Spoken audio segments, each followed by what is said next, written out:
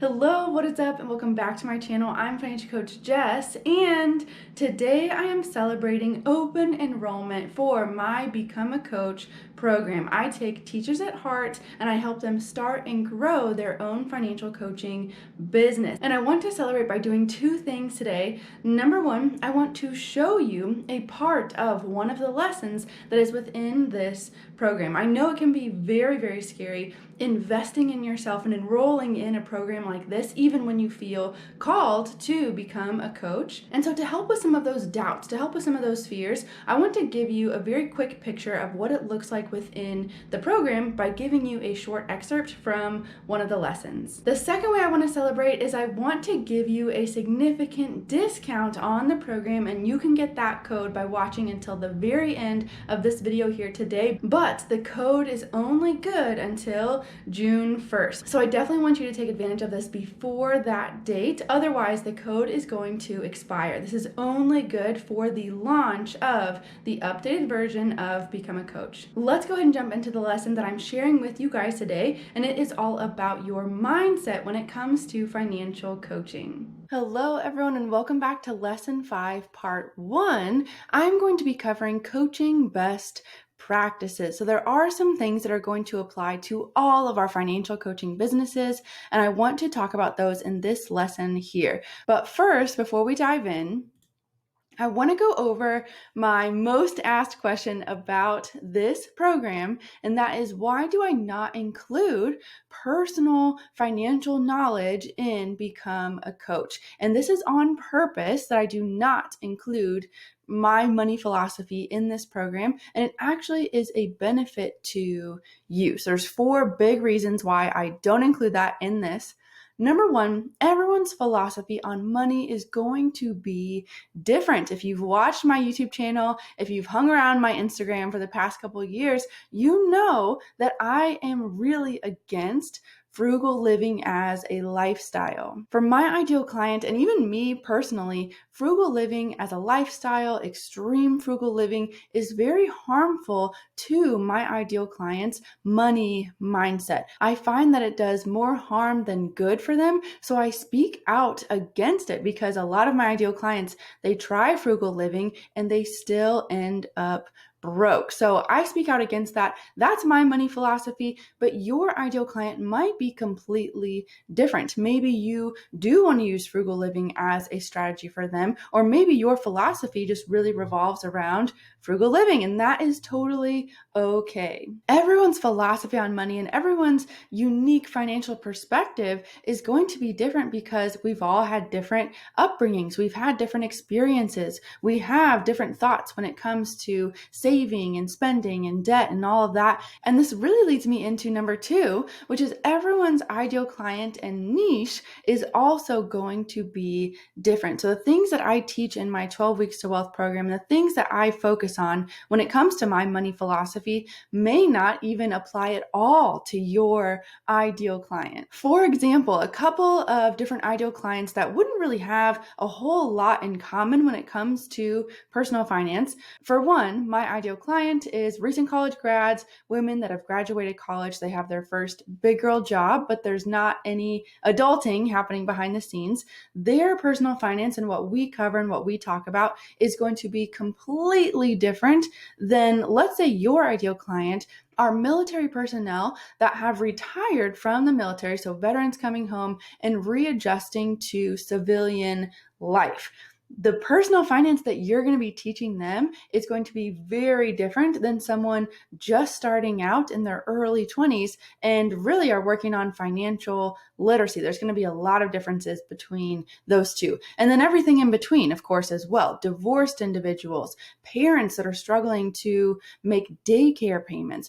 Everything about that is going to be different. There are so many different ideal clients. I mean, when you think about it, really millions and millions of ideal clients, it would be a huge waste of my time and a waste of your time if I tried to go over the personal finance specifics of each individual ideal client that exists. There's no way that I could cover even a small fraction of the personal finance that applies to all ideal clients. And this is, believe it or not, a good thing, since each ideal client is going to respond differently to coaches that really communicate well with them, it's going to set apart your coaching because you are going to be catering specifically to your ideal client.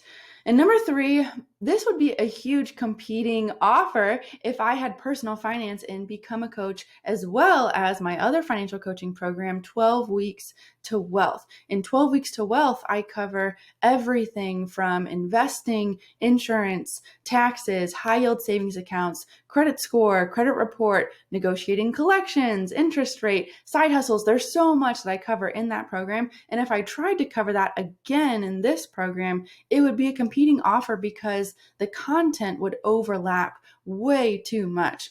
I have had a couple coaches go through 12 Weeks to Wealth because they didn't feel 100% confident in their own knowledge about personal finance. So that is an option if you are just really doubting yourself, you're struggling with imposter syndrome, and you don't have the time to go and research and look all this stuff up. You can go through 12 Weeks to Wealth, but keep in mind, my ideal client are recent college grads, and this is going to be different from your ideal client. And then number 4, this is what makes your coaching unique. One of my biggest fears about creating this program is I didn't want a bunch of little mini-me's, other financial coach Jesses running around and just parroting the same thing over and over and over again. I want you to have your own unique financial perspective because that is going to set apart your coaching. So this benefits you, believe it or not, this benefits you because when you are done with this program, your processes and your systems, the way you organize your business, the way you market to your ideal client is going to be similar to other financial coaches. But what sets you apart is your own unique financial perspective, the things that you teach in your program, and the way that you strategize with your ideal clients, and the way that you conduct your one-to-one sessions is going to be 100% yours. You don't have to worry about your content and your material looking identical to everyone else who goes through this program, the other hundreds of coaches that are going to go through this program, because I don't cover it. I leave that up to you, and that benefits you because this is what's going to make your coaching unique, and it's going to really help you stand out amongst all the other financial coaches. So like I said, this is a huge question that I get constantly is why don't you include finance, personal finance in Become a Coach? And these are 4 reasons why. Now, let's go ahead and jump into the things that do apply to all of us and what we should include in our financial coaching business. Number 1, coaching best practice is separating yourself from the outcome. Ultimately, their decision on whether or not they commit to coaching and whether or not they succeed is their responsibility. And this applies to both sales calls and sessions too. When you're on a sales call with a client, I know it's easy to get inside your head, and if the client ends up saying no, and you know they're a perfect fit, you know that you could get them amazing results and ultimately change their life, it can be very disheartening when they still don't believe in themselves and they don't trust you and they don't sign up for the coaching. It can be very easy at that point to think back and start doubting yourself. Should I have said this? Could I have worded this better? What if I had approached this or asked that question instead? And we have to just separate ourselves from the outcome. You can have the perfect sales call and someone still can say no. You can say everything right. You can communicate everything that you're thinking perfectly, and the person on the other side of the phone still has to say yes. It is still their responsibility. So separate yourself from the outcome of the sales calls. And I know that that is difficult.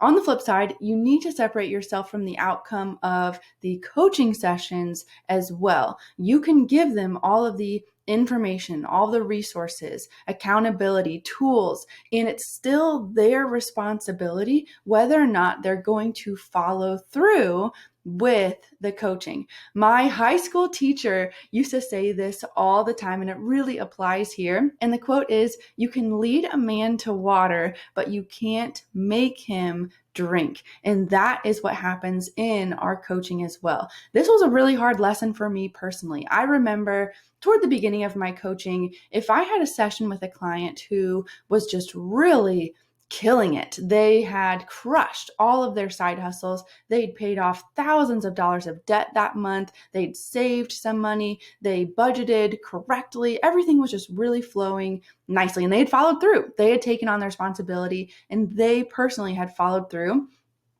I, as a result, felt validated, and I felt like I had succeeded as the coach. That's great. But then on the other hand, if I had a client that showed up for a session and had not followed through with anything that we had talked about, they didn't work any of their side hustles, they put stuff on their credit cards instead of paying them down, they hadn't saved any, they had forgotten to budget 50% of the time. This was very frustrating for me, and I felt like I personally had failed. I was in a bad mood after the session. I was griping and complaining and just really discouraged and disappointed.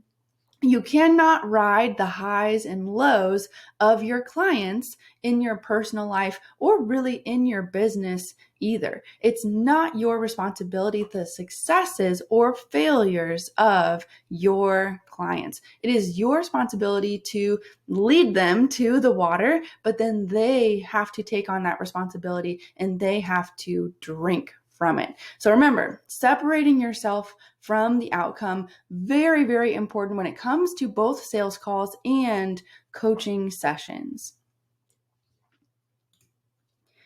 Coaching best practice number 2 is don't overcomplicate your coaching. Don't overestimate what your client knows. It can be very tempting for us as coaches to, in the beginning of our coaching business, start with the basics, start with budgeting, maybe debt snowball or debt avalanche, whatever your strategy is. And then as time goes on, you get more and more caught up in the weeds of very niche things like Bitcoin or CD ladders or just really kind of off the wall stuff because you feel like you have to know everything about everything and you have to understand the most complex issues. And I think we've all been in a room with someone who uses big words and fancy language and talks about these concepts that are just kind of irrelevant in a way. And we don't want to be that coach. Number one, it turns us off to referral partners and people that we could do collaborations with.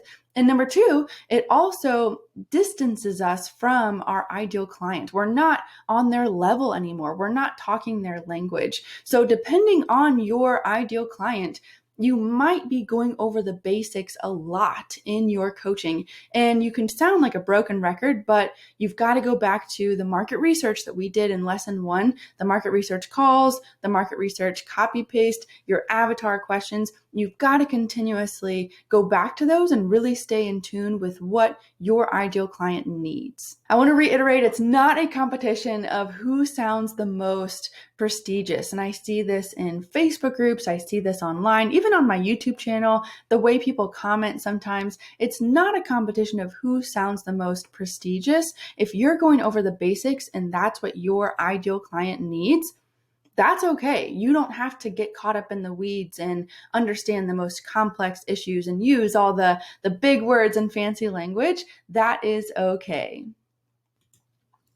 Number 3, best coaching practices, don't front load or backload your program. So what does this mean? Make sure that the program content is evenly spread out throughout the entire time frame. This is also something that I found myself getting caught up in, and I think it really stemmed from imposter syndrome and not feeling 100% confident in my service when I first started, but I wanted to front load my program with a bunch of information.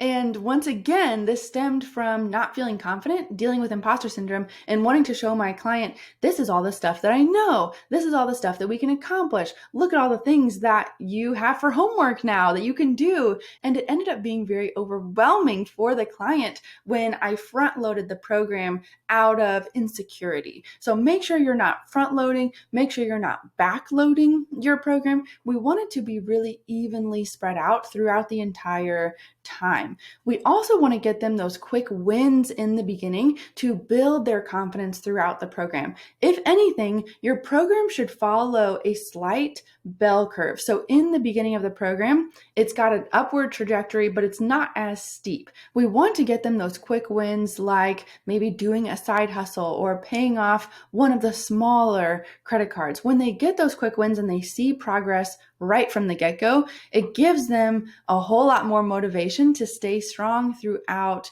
the program. So then at the top of the bell curve, we can give them some tougher tasks. Some things are going to take more time and maybe more grit. They're really going to have to persevere and stay disciplined, but they will have gotten those quick wins in the beginning, and so they believe in themselves that they can accomplish it. Toward the end of the program, it's trending down once again, and that is to make sure that they can do everything that we've taught them by themselves. When they're not working with us, we want to make sure that everything is sustainable and that they can stay consistent. So don't front load the program, don't backload the program. If anything, it should follow a slight bell curve so that we can get them those quick wins in the beginning, the bigger tasks in the middle, and then make sure they're staying consistent and everything is sustainable toward the end. Number 4, prioritizing your people. This is also a coaching best practice because conflicts of time will happen weekly, if not daily. And I know time management is one of the biggest obstacles when creating your own financial coaching business. So what I've done is I have a hierarchy of priorities because the reality is decision fatigue as a solopreneur is real. And the fewer decisions that I have to make in a day, the better. So when I have these hierarchy of priorities when it comes to people in my life, it makes these conflicts of time a non-issue. And I automatically know who is going to take priority. So the first priority are my family and then also my personal life. If I get a call or a text from my sister or my mom who needs help or they just want to go out to lunch and hang out, and I'm working on a YouTube video for my audience, or if I'm answering emails for referral partners or prospective clients, I will drop that. I will go and I'll help them out or I'll have lunch with them because I started my business not to be a slave to my business. That defeats the whole purpose why I wanted to work for myself in the first place. And the truth is, the work will still be there tomorrow. The opportunity to have lunch with them and connect with them, or if a friend needs help or if they need my assistance, that doesn't come every single day. The work will still be there. And that is just something that I have really put in place in my business, and I have never, ever regretted it. So that comes first whenever there is a conflict of time. My next highest priority are my paying clients. So my paying clients are obviously paying for my time, for my energy, for answers to their questions. And all of my one-to-one clients are on Voxer. So again, if I'm working on a YouTube video, if I'm working on Instagram comment or Facebook or whatever, and one of my clients contacts me, I really try and prioritize their communication over referral partners, prospective clients, and my audience. I'll drop what I'm doing there to make sure that my paying clients feel heard and that they get responses in a very timely manner. And where a lot of this stems from is that I have been the client. I have been the prospective client to other entrepreneurs, and I have felt like they have been prioritizing their audience over their paying clients, which is very confusing. They're trying to drum up more business when they're not even taking care of the clients in the business that they already have. And this is something I really want you to be aware of because it's very tempting to want the likes and the attention online. We want the views, we want the shares and the shout outs, and we want to do all those things. We want the engagement, and it's not our fault. I mean, the dopamine goes off in our brain. We crave this, right? That's why these social media platforms are designed the way that they are. But we've got to keep in mind, Our business is not getting likes on Instagram, and our business is not getting views and subscribers on YouTube. Our business is serving our clients, and we have got to prioritize our clients above our audiences and our referral partners and our prospective clients. There is no reason that you need to be live on Instagram when you've got clients, paying clients that have unanswered questions. So just remember, across the board, coaching best practices, we want to take the decision making out of this process. And when conflicts of time happen, our hierarchy of priorities is going to determine who takes priority. So make sure that you sit down and really process this and think about, what is your hierarchy of priorities, because it might be different than mine. Coaching best practices number 5, what we cannot cover. And this is a big one. Unless you are professionally licensed, do not give advice or suggestions regarding insurance, investments, assets, legal advice, taxes, etc. I teach about some of these topics objectively, but it is very separate from their own situation. I teach them what I personally do and why, but when it comes to their situation, they need to see a licensed professional. So let's first go over some of the benefits. If you are not licensed, which most of you watching this are not, there are some benefits to not being a licensed professional and referring your clients out to them.